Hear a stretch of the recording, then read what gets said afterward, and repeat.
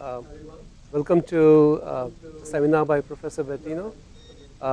She's going to be speaking about the challenge of assuring data trustworthiness. But before she begins, let me take a few minutes to say a few things about her. So, she's currently Professor of Computer Science at Purdue University in the Sirius Center, and she's been there since early 2004.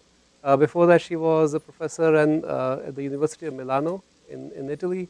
And she spent time in the industry as well, in particular at a company called MCC several years ago. Dr. Bertino is extremely well known for her work in several areas relating to information systems broadly. She's led the field in many areas that have opened up over the years. If you search on DBLP, you'll find that she's maybe one of the top 4 or 5 most prolific authors in computer science. And a student and I were looking at her DBLP record this afternoon, and she had 53 publications last year. So throughput is better than 1 a week, and I challenge the people here, especially the students, to develop records of that caliber. But in addition, Dr. Bertino's working in these areas, and she finds time for enormous amounts of professional service. She's serving on the editorial boards of a bunch of IEEE publications and a bunch of ACM publications. I'll name a few of them.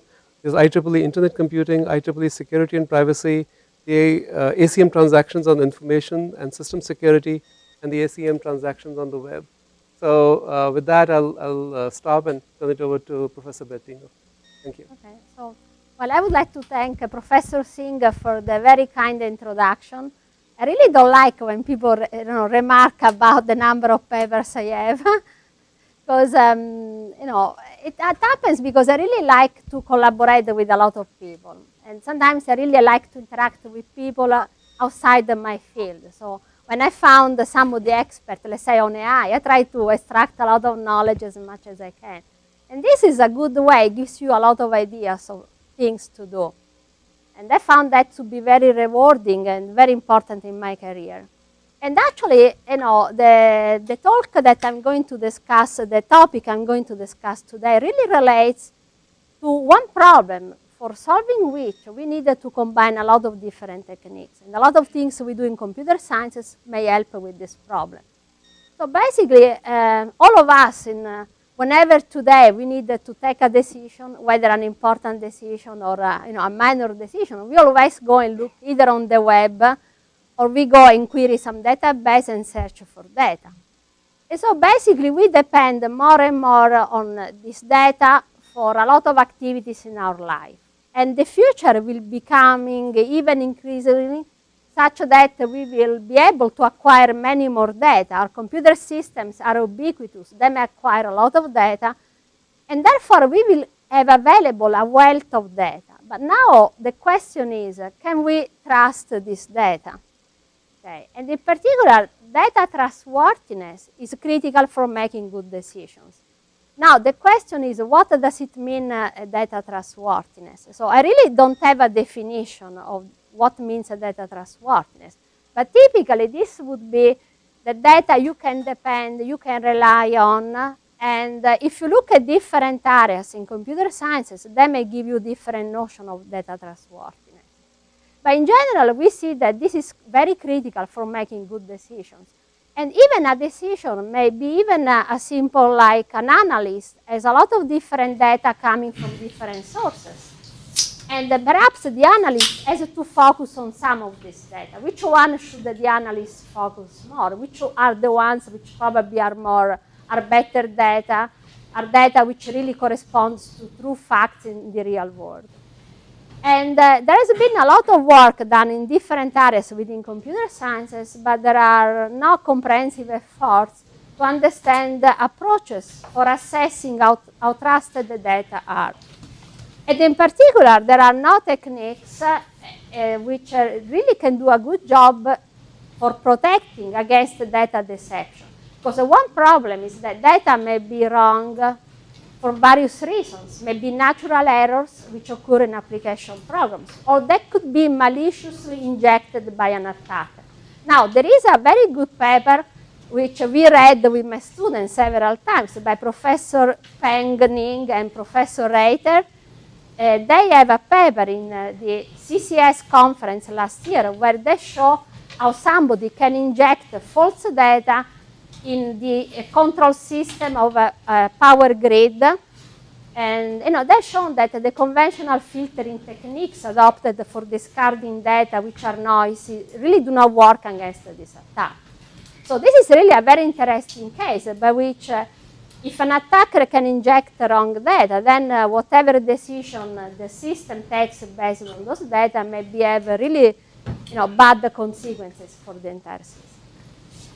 So this is really important. Now, if you look about the various communities, you find a lot of different approaches. For example, there are a lot of integrity models and techniques. Now, if you talk to people in the security area, especially the conventional hardcore security, they'll tell you, okay, we have a digital signature techniques, so you can digitally assign the data. And if this data is modified or tampered, then we can detect the tampering of the data, or data can be encrypted. Unfortunately, those techniques, they don't work against when the data is inserted already wrong inside of the system. So I've been talking to some colleagues who work in the aeronautic and astronautic schools, where they deal with a lot of sensors acquiring data. And of course, once the data are acquired by the sensor, they can be secured. But they told me you can have magnetic fields altering the value which is sensed in the first place. So digital signature techniques may help you up to a certain point, because when the data is wrong from the beginning, then the signatures do not help. There has been some very interesting work which looks at another problem of integrity, because in a lot of cases, you do not always need data which are really high integrity data. For some application, you may have data which are not, which do not have high quality, that may be still useful. So there has been a very nice model, the BIBA model. So this BIBA model looked at the problem. There is a user having to take a certain task. How good have the data to be for using this task? So they came up with the idea of assigning labels to both users and data. And so, for example, there was the notion of integrity label, and the user can be assigned an integrity level, let's say, for example, high integrity. This means that this user has to make a critical decision. So he has to use data which have to be high integrity, which means that those data have to be verified in some way, and we must make sure the data is good. This model is very interesting. Was not applied much in practice. One reason is how do you assign those integrity labels to data? How do you know that the data is high integrity or low integrity? Especially when data comes from a lot of sources which are not under the control of your system. So you get a lot of sources sending you data, and what can you tell about this data? But this was an interesting model which can be generalized, and we have done some generalization. Then there was another model, Clark-Wilson model. This is also another model from the security area.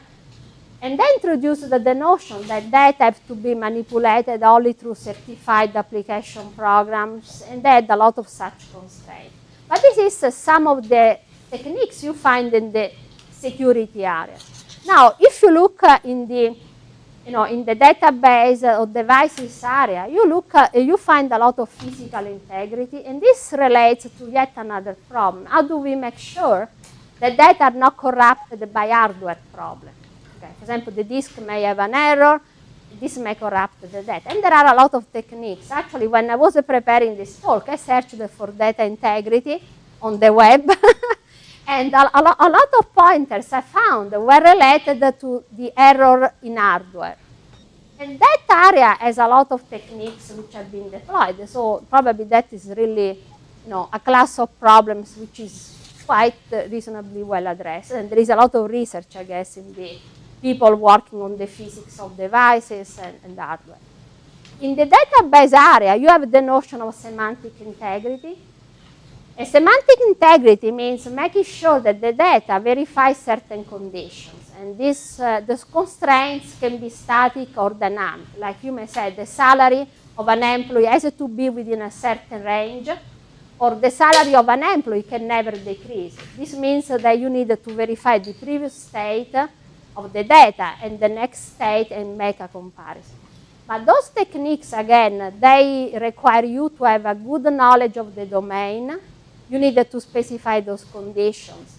And they may not protect against everything, because an attacker may still you give data which are really within this range. And the data can be completely false, may not be really corresponding to a real world entity or a real state of some entity. The data quality area, this is a major area which I find very fascinating. Data quality has been investigated a lot, and there is even a journal focusing on data quality. So data quality refers to, say, how can we assure that the data are fit for the purpose of use, that they have good quality. The data quality has basically a lot of different requirements. So data quality means that the data must be up to date. So they must be up to date with respect to the real world. They must be complete. So you may want your data set to represent every information of interest. So you may want to make sure that you don't miss any information from your database.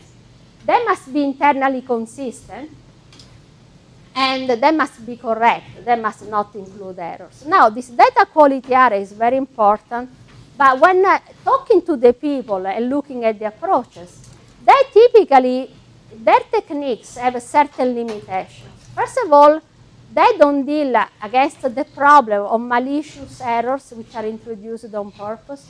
Also, they always assume that in order to fix the data, you can go to the original source of the data and then check your data against the original source and fix your data based on the original source. Unfortunately, this approach may not be always applicable because sometimes you cannot access the original data. Okay?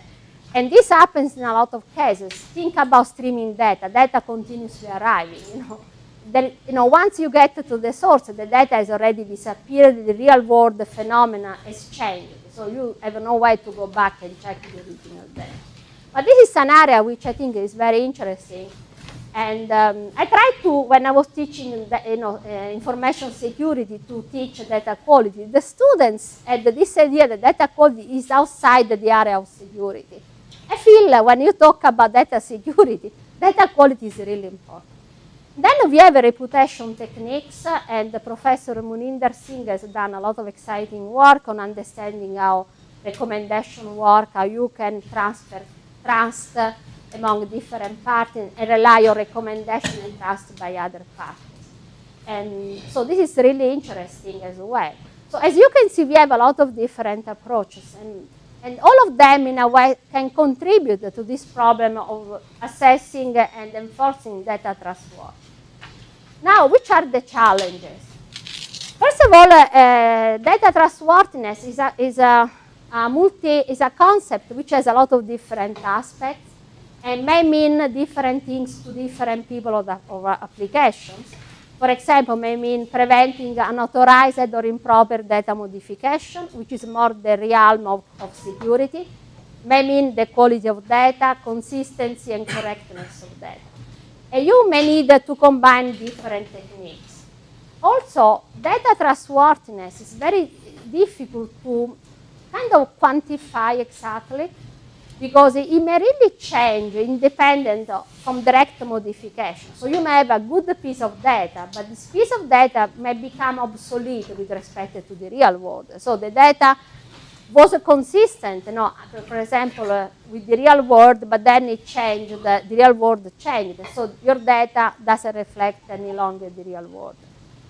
And of course, a lot depends on the application, because high trustworthiness, it's always very preferred, it's what you want to have. But unfortunately, it has a very high cost. And so you may not always want to have this high trustworthiness of data. It really depends what you have to do. And that was the BIB idea, where they said, depending on the integrity level of the subject, we may give access only to very good data. But if the subject is a low integrity subject, means has to do some tasks which are not critical, are not so important, maybe the quality of the data is not so important. So we need basically flexible systems in which different policies can be specified and enforced. So we came up with a very simple policy language by which for each role we consider users to be organized in a set of roles according to the role-based access control model, by which each user is associated a role depending on the task of the user within the organization. And we say, depending on which task this role has to do, this role must use data which have a certain integrity, a certain trustworthiness level. But again, the question is not really specifying those policy languages. It's very easy. The question is, how do we really come up with an indication of the trustworthiness level of the data? And this is really what is very deep, very tough. So in general, to assure trustworthiness, you need to have a lot of different solutions. And so there is this notion of trust fabric, which consists of a lot of components. And a lot of work that we do in computer security in particular is relevant to build this trust fabric. Now, why this is very important? Because remember, we have a lot of work in pervasive environment, pervasive computing, and a lot of data will be automatically captured by sensors from equipment, and all those data will be sent to some receiver, which then has to use them. In a lot of cases, humans may not even be in the loop, so they may not be able to observe the initial data, verify them, and so forth. So this is why this is really important in a way. And we have 4 different components that I would say are very critical. One is identity management. And identity management means managing, let's say, authentication of individuals, but not only of individuals, also devices and organizations within your system. You need also to manage attacks. So you must be aware when your system is under attack, because that will help you to understand whether you can trust the data or not. Okay. And this relates a lot with situation awareness, which is another very important topic in security, because actually some of our work, and I'll discuss this later on, looking at the trustworthiness level of the data, you may get more information about the situations which are in your system. So you may really use that for situation awareness. Provenance is very important. Provenance means managing the provenance of the data themselves, because depending on where the data originates from, you may trust them more or less. The provenance of software, of course, is very important, because if the software managing the data, you don't trust, you do not know anything about the software, then the data which is produced, probably you cannot trust the data. And finally, we have the usage management for how data is used. And so these 4 components, they really compose what is the trust fabric. The fabric is, let's say, the infrastructure which would allow you to achieve a better data trustworthiness, trust more the data. Here we see a very simple logical organization, how those 4 pieces of, those 4 components, they all fit together. But remember, trustworthiness is very dynamic, okay? Because once you have a certain information at hand, if you are able to say this information has a certain trust level, this reflects the current snapshot of the world. And this snapshot may be inaccurate, misleading, or maliciously introduced. But somehow this is sometimes what we can do. So our goal is to improve this snapshot. And the evaluation of trustworthiness of some information may change with respect to time as more information is gathered. So this should really give you the idea that this setting is very dynamic. And today we have a lot of technology to combine data, to dynamically acquire data. And the idea is that as you acquire new data, you can go and revise your previous trustworthiness, let's say, assessment of data. You take advantage of new knowledge that you are able to acquire. And basically, at the end, however, remember, we can do a good job up to a certain point. And any decision that somebody is going to make based on this snapshot may have some risk. So risk is very important, is another aspect. Because at the end, we can tell the user, you can trust this data, and we have done a certain job in verifying the data. But then it's up to you to decide whether you want to use this data. You must understand the risks, when you use this data. So this is, again, you have really to understand what you are trying to do, what could be the consequences in using the wrong data. In some cases, you may not have problems. In other cases, this use of bad data may have bad consequences. And then you need to worry. If this happens, how can I isolate the damage, stop the propagation of this information?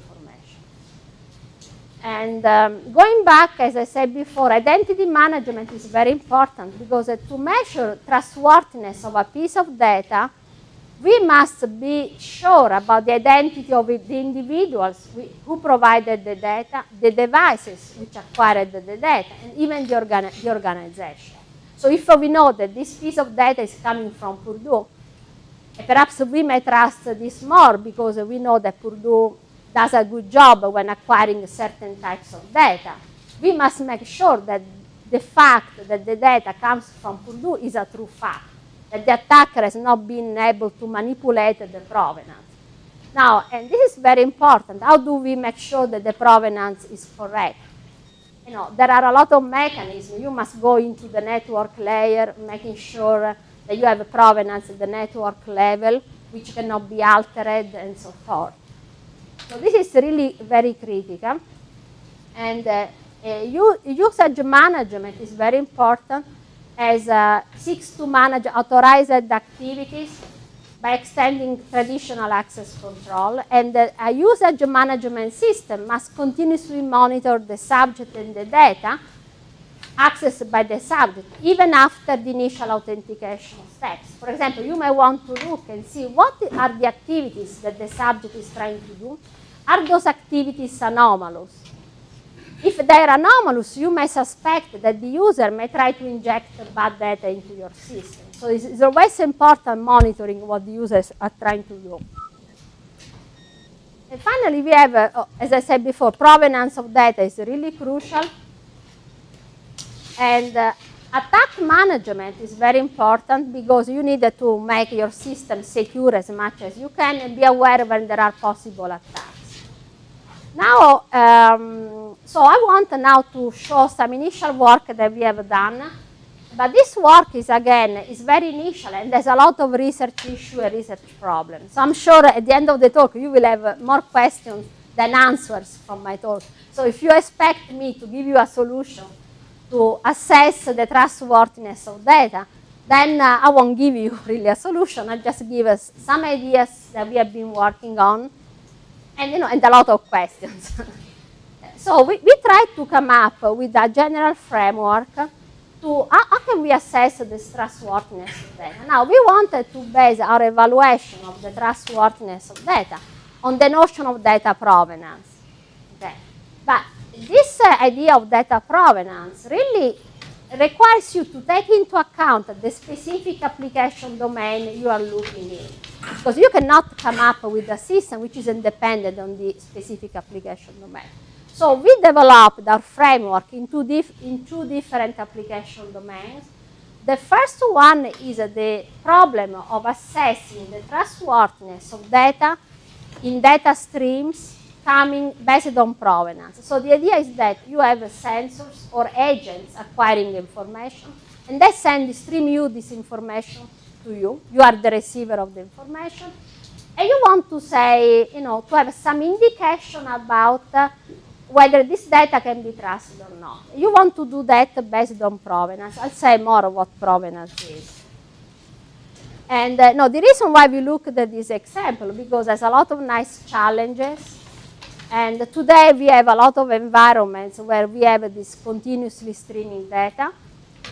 We have a lot of interesting applications like traffic control systems, monitoring data from mobile sensors, real-time financial analysis, e-healthcare systems, monitoring medical condition of patients. So we are interested in the problem in which data is originated by multiple distributed sources. Some of those sources will be observing the same real-world event.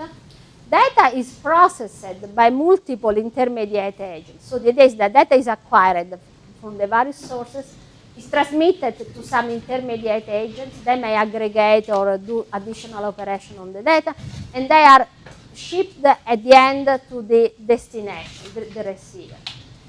And in particular, we want to assess the data trustworthiness. So we can tell the receiver, here it's some indicator based on our methodology, of course, because you can have different methodology, how much this data can be trusted. But this is an indicator, so it's not, doesn't mean that the user has to blindly believe. It's just an indicator. The user may have other information based on which he may decide whether to use the data or not. And in particular, knowing where the data comes from in our approach is crucial for assessing data trustworthiness.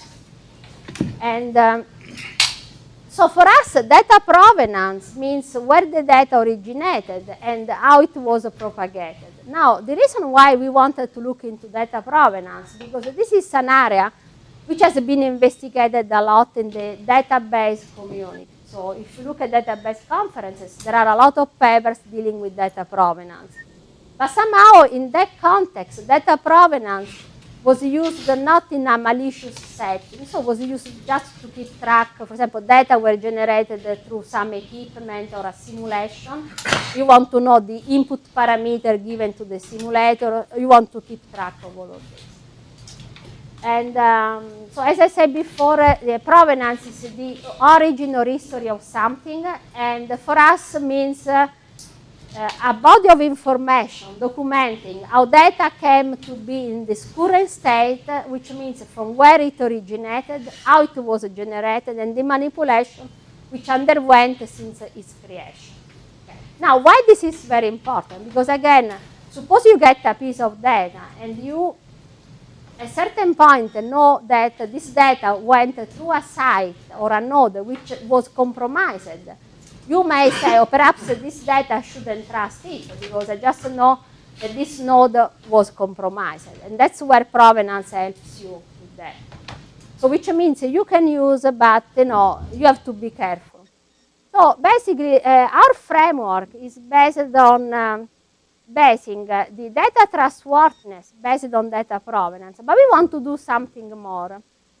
We want to not only assess the data trustworthiness based on data provenance, we want also to assess the data sources based on how good the data they provide to us. So I'll come back. So right now you have only one arrow, but very soon we will see that there is a cycle between these two components of our approach. Here we have a very simple example, which is a really fictitious example. But this example shows you that you have a certain phenomenon of interest that you are looking, and there are various agents looking at this phenomenon and collecting data. And as you can see, each agent may have its own only view, or some agent may have overlapping views. Okay? So in general, for example, and each agent may have a very partial view. For example, this agent may say, oh, there are some movements here, or there are certain value for this phenomenon. And this agent may detect a different value in this area. So they have a different partial view. And when you deal with moving agent, and this becomes much more interesting, because a moving agent, at the end, they may observe the phenomenon from a different physical distance, so may get a different view. And there is some very interesting paper by Professor Jai-Wei Han from UIUC, which is really talking about the implication of having different locations for your agent. We really observe the world of interest. Now notice that this data is collected, and at the end it is sent to some receiver. Why is this problem difficult to solve? Which are the problems here? First of all, data stream. Data arrives very rapidly. They can be unbounded in size. And basically, the provenance may increase in size, because now you ship a piece of data, you need to concatenate all this provenance information, which gets very large. Not to mention the problem that what if an adversary corrupt your provenance information? So we are looking into using watermarking techniques so that you hide the provenance within the data themselves. So if the attacker wants to destroy your provenance, has to destroy the data. At that point, you realize that you have an attack in your system, so you will take more defensive action. So basically, as I said before, our goal is to assess this trustworthiness based on provenance.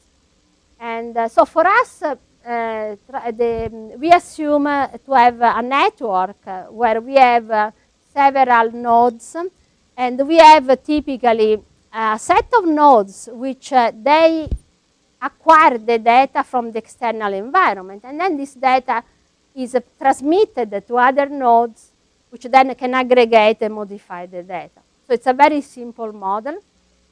But what do we want to give to the user? So we want to assign 2 scores in our model. So remember, the model has a set of nodes. Some nodes are the sources of the data they acquire information. So we want to provide some indicators which are numbers, numeric values between 0 and 1. And we want to assign those trust scores to both the data and also to the nodes providing the data.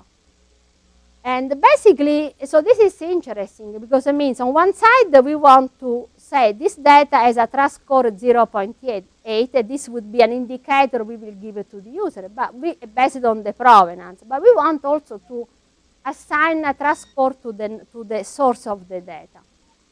And basically, there is basically what we call the cyclic dependency or interdependencies between the trust score of the data and the trust score of the nodes. So this is the key point of our framework, and this means that basically the trust score of the nodes, which are the sources of our data, affect the trust score of the data. So in other words, if we have a source which we know we cannot trust, means we will not trust the data provided by these data sources. But on the other hand, the trust score of the data affects the trust score of the node. In other words, if we know that a data source gives us bad data, we will go and lower the trust score on the node. So this is really a continuous loop that we continuously execute in our approach. Okay. Now, if you look about filters, like Kalman filters, they have this kind of recursive nature where you continuously kind of reevaluate the data. So here it's somehow the key of our approach to understand our technique. So we have this cyclic framework which basically expands these 2 simple boxes we have seen here. So here it gets a little bit more complicated, but let's say that when we assign trust score to data, we have 3 different scores. Okay, we have what is called the current trust score. Suppose we have a data item arriving. We compute a current trust score for the data item. And this current trust score of the data item is a function of the node which generated the data and all the nodes which have processed or transmitted this data. So in other words, initially, when my system is empty, we do an initial assignment of trust scores to the data sources, and this can be any arbitrary value. So we typically assign a value 0.5. Then we get the first data item from the source, and initially we assign to this data item a value, a trust score, which is equal to the trust score of the source. So if my source is 0.5, then the data will have 0.5. This is the first step. Then we look at other data items arriving in the same time window, because we deal with streaming data continuously arriving. We look at other data items and we check if these other data items are consistent with the data items we are trying to assess. Now, this consistency is very important because this is where you can apply a lot of techniques, because we are not looking for data items which are equal, but we may look for semantic consistency. Now, in our initial implementation, we deal with numeric values.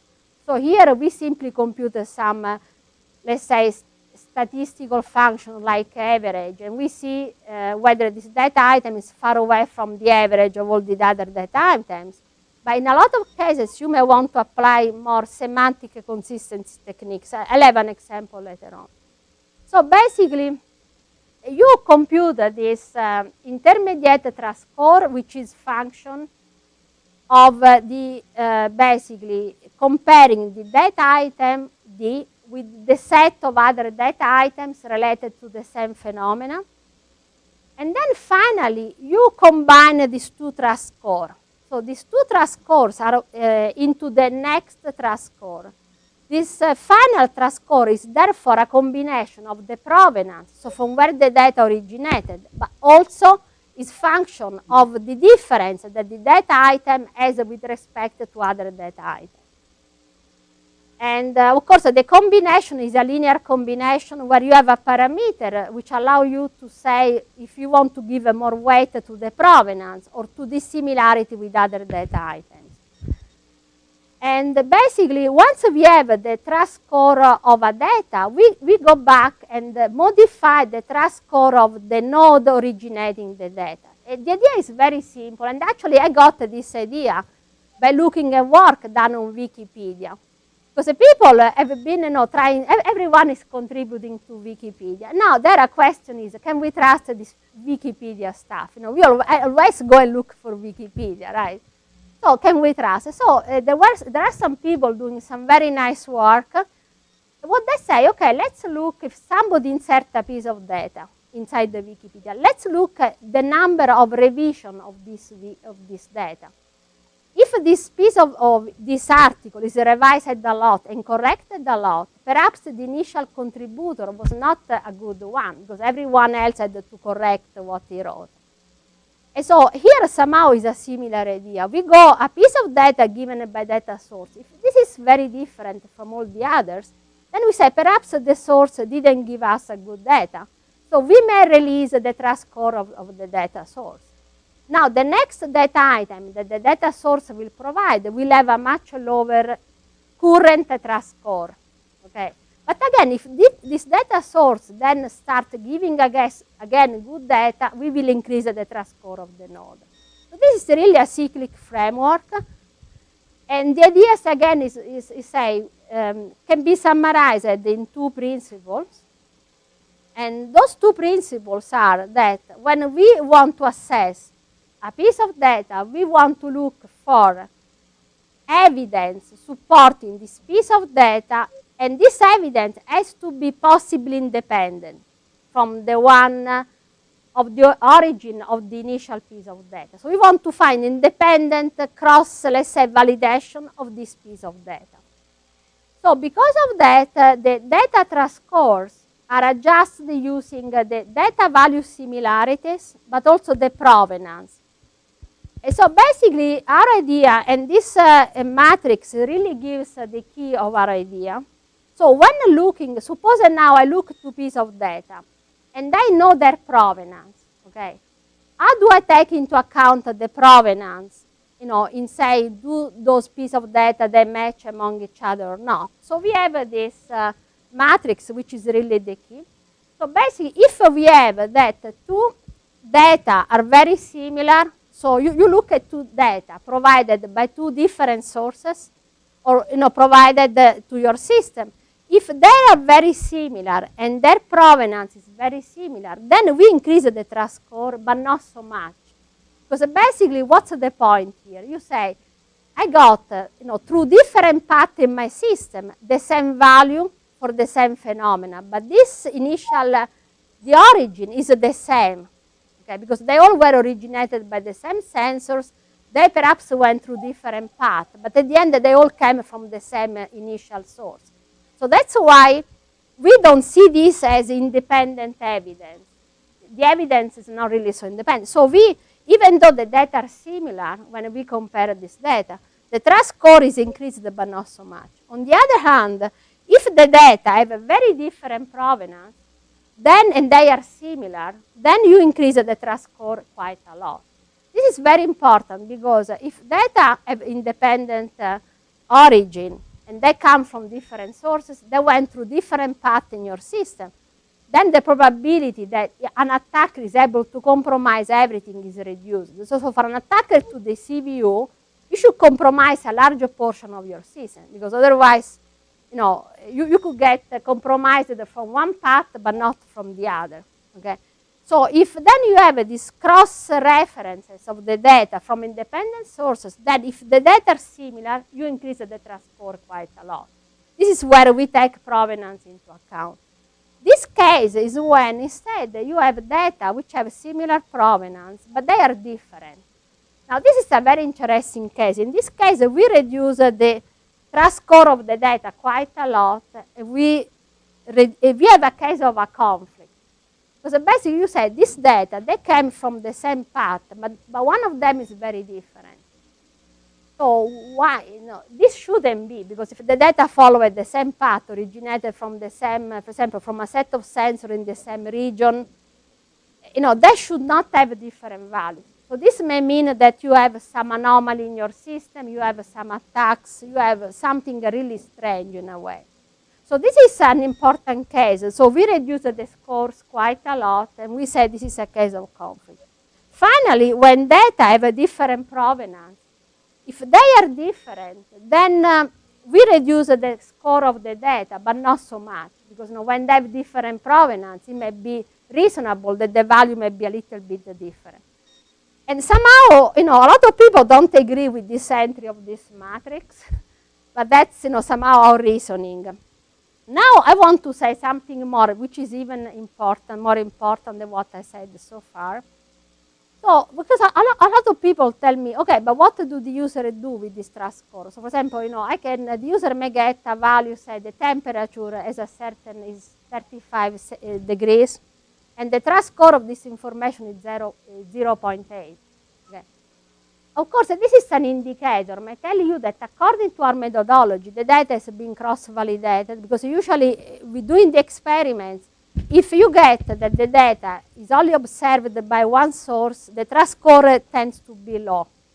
Okay, so we can tell the user, we only got one source of this data, we couldn't validate it. So that's, then here it's the data, then you decide what you want to do.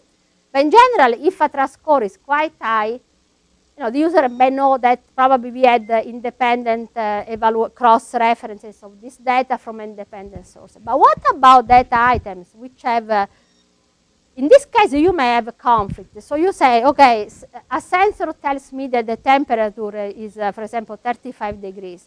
And this information has a very high trust score, which means I got a lot of other sensors reporting me the same fact. But other sensors, the ones which are in conflict, may report me a temperature of 70. Now, with our technique, we can give a low trust score to this other piece of data, because perhaps it didn't receive cross-validation from other data. But we think that, however, also this information has to be given to the user. So our idea is that you don't discard the data. Why it is useful to tell the user, look, we got two different values for this phenomenon, for this event. One has a very high trust score, the other one has a very low trust score. We think this is important for situation awareness, because the user may say, why am I getting a value with a low trust score? Why am I getting wrong data into my system? Is it clear that the user may say, either there is an attack, there is somebody really trying to attack a portion of my system, even though the attack did not succeed, so we were able to eliminate this value. We want to know about this. Because in the case of natural errors, then errors like typical hardware errors, this may not be a problem. But in the case of malicious attackers, they may give you important information. So you may know that there is an attack going on into your system and somebody is trying to start feeding you wrong data. Okay? So this is really important, and this we believe is very important for situation awareness. So in a lot of cases, I say when somebody finds out that there is an intrusion, you may want to carefully analyze this information and see whether you may have some, somebody try to targeting you and so forth. So basically, in our approach, we will deliver the data to the user. You have a question? No, with this trust value. Yeah, about the different provenance, similar data value. Yeah.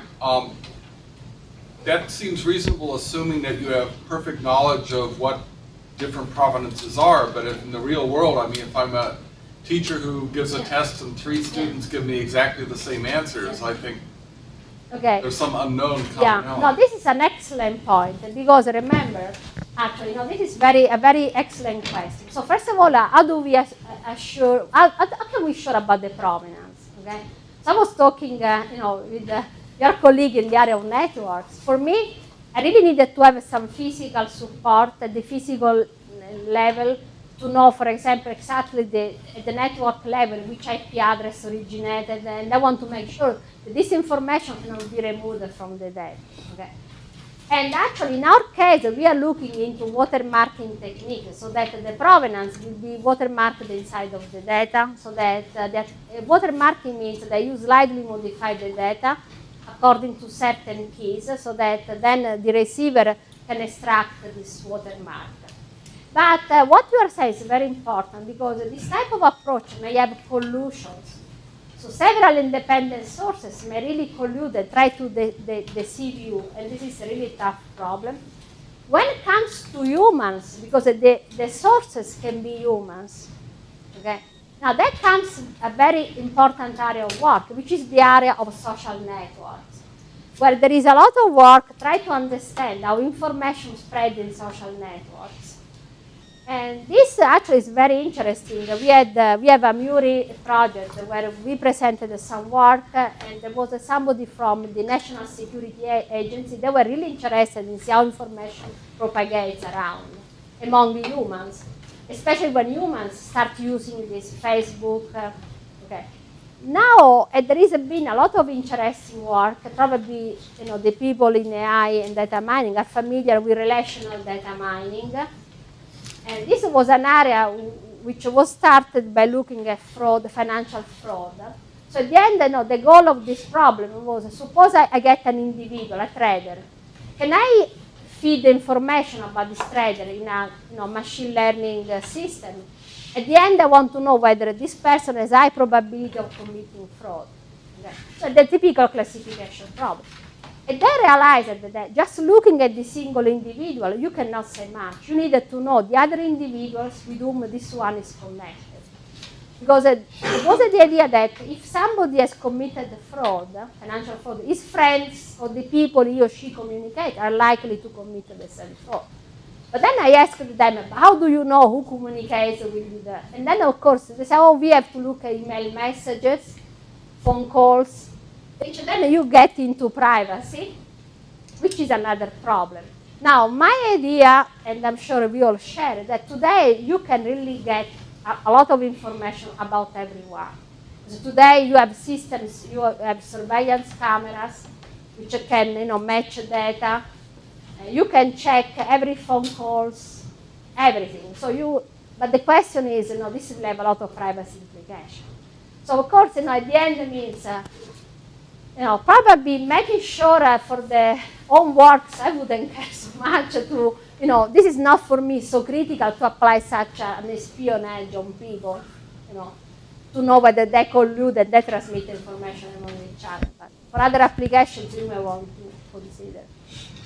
Yeah, it's very similar to fault-tolerant techniques that use voting. Yeah. Because you could actually have an unwitting collusion. Yeah. If people read the same textbook, for instance, and they pick up an algorithm which is incorrectly in the textbook, then not necessarily consciously they may produce exactly the same wrong answer. Yeah. So it's the correlation of problem among this is excellent in the sense that you can use these techniques, and this is somehow what we do at the moment. We really look among this data to see whether they are consistent.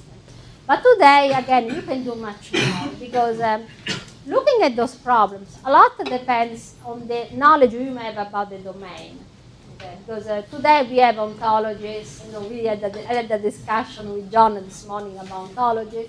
which can give you a lot of knowledge. Because for us, what is very critical is a similar data value. What does it mean?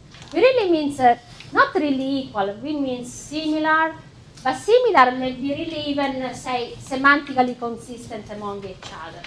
Okay. And at the end, but in that case, what happens is that you will know that something is originated from a wrong data source. And eventually, once you start using this data, having feedback, you will at a certain point realize that something is wrong. You can go back and revise your trust score for the initial source. But today, again, we are in the position, there are so many techniques to integrate the data, to find the data everywhere. The only problem is to come up with the smart techniques to check the consistency of the data. There is a lot of work in AI, knowledge representation, would really help a lot. Okay, so in some cases, for example, I was given another example by somebody working for Boeing Corporation. They were looking at smart grid. They said, suppose we have a sensor reporting a very high temperature. Okay, so can we trust this information or not? But then he said, yes, no, we could use a surveillance camera, and the camera can see if there is a fire, some physical phenomenon, and then we can cross-check an image with a numeric value reported by a sensor. Now, of course, this may require a lot of advances in cross-checking data from different media. Okay, but that's sometimes what you have to do.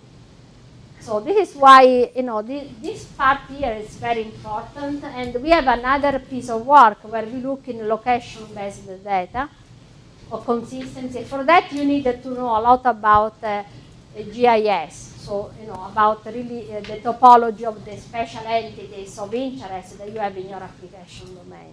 But that is an excellent question. But so this is more or less the key of our approach, which means also, again, for example, this may relate a lot to the work by Professor Singh. What about if the source are human, or some of these nodes, or even, because here we have an automatic system for assessing the trust score, but you can have somebody using reputation of trust techniques, okay, to help with that problem. So now, what do we use this trust score for? As I said before, we developed the notion of confidence policy. So the idea at the end being, we get a set of data, each one with its own trust score. And this may change over time. And at the end, we have a policy that says if this user has to do a certain task and he has a certain role, the data must have a minimum level of trustworthiness score. So which means that the score must be at least 0.8. It's very important for situation awareness, because as I said before, when you start seeing data with low trust score, this may indicate some situation in your system. Now, how do we improve data assessment? Because the key again is, we get a lot of data. Can we use this wealth of data to do a better job in assessing the trustworthiness of the data? There you can use a lot of techniques from statistics, machine learning. You can really have a lot of techniques available. We can use a semantic knowledge on top of numeric techniques. We can try to integrate new data sources dynamically, also if they are heterogeneous. So if you can dynamically acquire new data, then you can integrate in your framework, and you can use this data to revise the trust score of the data sources. But for example, why does it help? Suppose you have a sensor. You know that the sensor has a certain life. So you may say, this sensor has been around for 1 year. Probably whatever the sensor gives me, especially if it is in conflict with what data given by other sensors, I may discard as being not really trustworthy. So domain is really important.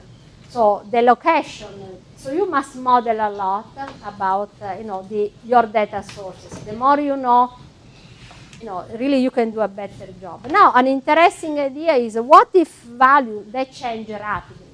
Because our framework will adjust over time. But basically, for us, when data, so suppose you are observing a certain reality, you get certain values. All of a sudden, you see new values arriving from one of the data sources. So what do you do with that? I mean, so usually we will report it to the user, say now we see a new value, the trust score is very low because it's been observed by only one data source. The other data sources are reporting different information, different values. So what can you do if that piece of data is very critical? So you can trigger additional actions, because in some cases when a data is very critical, you may say, okay, I need really to do a better job in validating the data. So we could trigger additional action for collecting more evidence. So with a colleague of mine, we got an NSF proposal funded by which we are looking at keeping a lot of sensors sleeping most of the time. But depending on how trustworthiness data we need out of them, we may wake up additional sensors. So in the case, suppose a sensor has been giving me two sensors, the same consistent information all the time. But now one of them starts giving me different information. So, well, what can we do? We can wake up additional sensors, ask them to collect more data, and then we can again assess the information. So we are looking into triggering these additional actions, which may be expensive. So executing them may really depend on how critical the data is for your application. Now, the other problem is how do we securely convey provenance? This is a big problem by itself. We are looking into these data watermarking techniques, but there is much more that can be done on different techniques. How do we deal with privacy confidentiality? Because in some cases, when you have your data, you may try to cross-validate them with other data, but you cannot see the other data in clear. So they don't belong to you, for example. And in the crypto, there have been a lot of work done on SMC protocols, by which you can do some privacy-preserving comparison. We developed some techniques which are very efficient, because typically secure multi-party computation techniques are very inefficient. But we have techniques which allow us to compare data quite efficiently, combining anonymization, differential privacy, and SMC techniques, by which we can still validate the data, even though we are not able to get access in clear to another data set. So there is nothing magic, and there are techniques for doing that. We have another example, which is the problem of assessing trustworthiness of location, which actually we were motivated when there was a case of some kind of diseases. This was the swine flu, which some year, I think a couple of years ago, everyone got worried. So we said, perhaps we needed to know where people have been moving around to control the possible epidemics where this disease may spread around, and also for forensics analysis. And so basically we are trying to say, we can collect a lot of information about individuals, about location over time, but how can we trust some of this information? And sometimes you may have conflicting information, or you may need to be aware of the geography and the movement of individuals.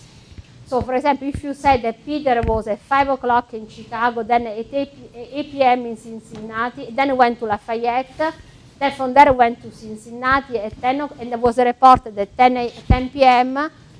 in Cincinnati. This information is consistent, because driving from Chicago to Lafayette takes 3 hours. From Lafayette to Cincinnati is 2 hours. So this is really consistent. But now suppose that this individual has been also reported moving from Los Angeles to San Francisco at the same time. Now these two are really in conflict among each other, because a person cannot be in the same location. And now suppose that you get some local evidence. So a police saw this individual at 8 o'clock in Lafayette. Then of course probably the first trajectory is probably the one you should trust more. Okay? Because there is more evidence. But in doing this type of analysis of location data, you must take into account the topology of the geographic features of interest. For example, if I say Peter is in Purdue at a given time, and he is in Lafayette, and this information is reported by another source, this two pieces being in Purdue at a given time and being Lafayette in the same, let's say, time is really consistent because Purdue is inside the Lafayette. So the two are not really conflicting in a way. But you must know, of course, the topological information about the entity of interest. So you must know that Purdue is inside the Lafayette, actually West Lafayette. So this means you must take into account the spatial location. So we have somehow a lot of future work. And so this is really some initial work and some initial approaches. So we want to do more accurate computational trust scores and secure delivery of provenance information. Also, what happens when you aggregate and join information in sensor network. And also, we want to extend a real streaming data management with other techniques. But we are, for example, working with our colleagues in the Astronautic and Aeronautics College School because also they have similar problems. Aircraft control system receive a lot of data, and they also have the problem of data which may be kind of malicious data. And so they also need techniques to validate their data. Okay, I think I'll stop here so we have time for questions.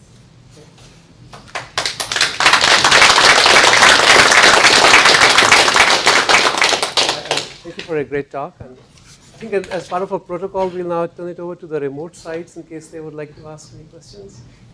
I think the protocol is that the first speaker goes first from the remote site.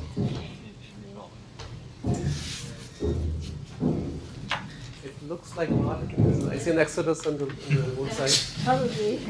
So we'll claim back the lock and offer the local audience the opportunity to ask questions. You mentioned using watermarking as a technique to determine provenance. Yeah, to embed the provenance. Why would that be a better solution than cryptographic signatures? Oh, because the problem is the following, that with the cryptographic signatures, what if somebody drops, because somebody will know that there is provenance attached to the data, because this will be additional data, and somebody may drop your packets. Okay? And actually, we noticed that we are using a specific type of watermarking techniques. It's more looking at, we use a time delays among packets. And we found that with our techniques, we can, as a byproduct, we can also detect when packets have been dropped. Now, we presented some of this work to some of the sponsors of series, and they told me that actually they think that a technique which would help somebody detecting when information was available but never reached the destination, they found this very useful. So they say, no, even being aware that we had information intended for a receiver, and the receiver never got it, they say it would really do, already help a lot. Because again, this is important for situational awareness. So the sooner you know that there is somebody trying to remove your packets, this will trigger at least something. So we have been looking at game theory. Now, suppose that we have an attacker try to attack portions of the system. What should we try to defend first? What would be more effective when the attack is very dynamic? And again, based on our goal of getting trustworthy. Well, following on that a little bit, I'm not sure of the details, but there are cryptographic protocols for group computation of a single function, and I think some of those let the number of uncorrupted agents be less than a half, and I'm wondering whether any of those are useful. Yeah. Yes, no, this can be useful. In our case, we are really, in a way, for the moment, we are not assuming that the agent do any computation. For the moment, the agent just acquire the data and they send the data. But this would be very important because one extension of our model is to have agents, especially the intermediate agent, that may possibly change the data, do some computation. And those techniques will be useful there as well.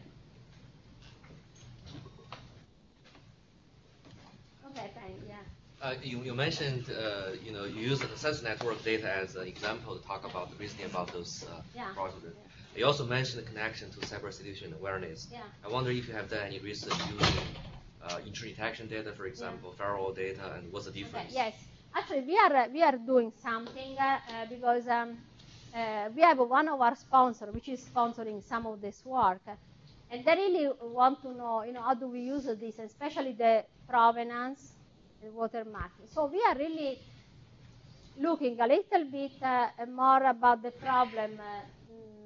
Not really, the watermarking we are using also to look about the problem of data exfiltration. Okay, so this is an application of the data watermarking techniques by which you may watermark data which are very sensitive, and therefore you can detect where they are removed quite, by looking at this watermark. So in some cases you may say data, if they have a certain watermark, they cannot leave the organization. Okay. Now, we have not been looking right now for intrusion detection, but we really want to apply this to situational awareness. But for us, the problem of situational awareness is, again, like advanced persistent threat. Okay? You may want to understand which is the goal of the attacker. So, of course, I can detect that an attacker has just removed a packet. So in our case, we will detect that somebody is trying to get us wrong value of the data. Okay? So that's what we can detect with our framework. But the next question, so we know that there is an anomalous situation. But the interesting idea would be, from this, how can I combine this information we get from this type of approach with other information, try to understand which is the goal of the attacker, which is really what is the attacker trying to do. Okay, so this is something that we are very interested in, but we haven't done any work. So I don't know whether you have done any work looking on, try to come up with more, let's say, high-level knowledge about the attacker goals for situational awareness. Yeah, many years ago. yeah, exactly. So this is really something which is really interesting for us. And I have a philosophical question, Yeah. I guess related to this perhaps, in terms of how you interpret these scores. Yeah. So all I can glean is that you're saying that more is better, but beyond that. No, okay, that's a good point. Now we use this score mainly to compare two data items. Okay, so in a way, if you say, okay, I observe a certain phenomenon, for example, temperature, and I get one data value which comes from a source. Okay. Now I get another data value from another source, and those two are really different. Now the trust score will help me to rank those two and say perhaps this is better than the other. Okay. Now in the case in which you have, suppose you have two sensors, you have only these two. Each one observes a different value. Our framework will give a trust score to each one, which is, for example, 0.5. So now you get two data items, each one have the same trust score because you have just two observations, they're independent, but you cannot tell more. So what do you do in those cases? That's where our idea of saying, in this case, what can you do? And so we say you need to basically trigger additional action. So if this data is so critical for you that you say, now I have one value which is 35, another value is 70, those are very different. If this piece of data is critical for my decision, you must have actions to acquire more knowledge, more data. Okay. In the worst case, you can send a user in person to verify. In our work, we plan to have more sensors which can be, waken up and start sending observation. Because otherwise, but we'll tell the user, unfortunately, we got only these two observations. That's what we can tell you. But again, you may have knowledge about the sensor. You may know that a sensor has been there for a long time. Maybe it has been an area where there has been a lot of traffic or movement. So if you have this knowledge, then you can change the trust score. That is a good question. So for us, there's only a way to rank the data in case of conflict and to give an indication. Now, a user may still decide, even if the trust score is very low, may still decide to use the data. No, but the user will know this is a risky decision he's making. And he may still use the data, but then try to have plan actions to repair the consequences arising from the usage of bad data. No? Yeah. I'll ask other questions offline. Yeah, okay. So perhaps this is a good time to stop, and I'd like to ask everyone to join me.